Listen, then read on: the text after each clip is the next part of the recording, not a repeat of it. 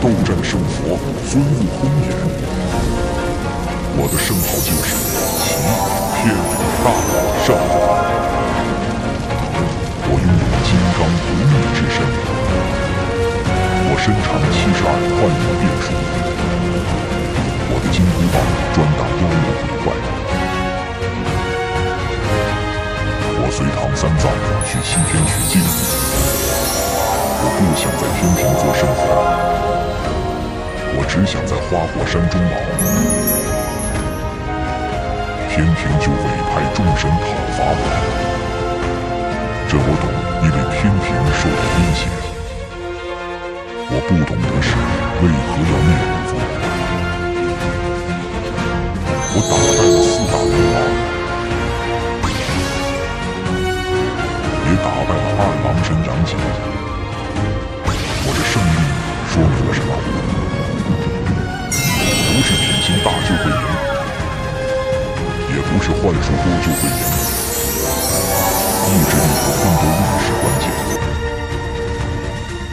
如果你要赢，就得靠自己。不管敌人有多强悍，只要有信心，就是天下无敌。当年的大闹天宫，所向无敌。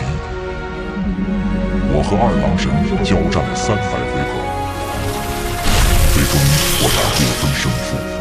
后来佛主把我压在五行山下，把我囚禁了500年。我悟空都没有放弃我。我经历了无数的磨练，面对无数的妖魔鬼怪，我都能把他们一一打败。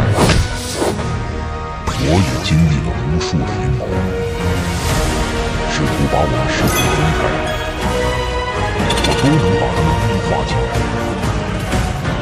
接下来我要去火焰山，去拜会铁扇公主和牛魔王，希望他们会借芭蕉扇给我们。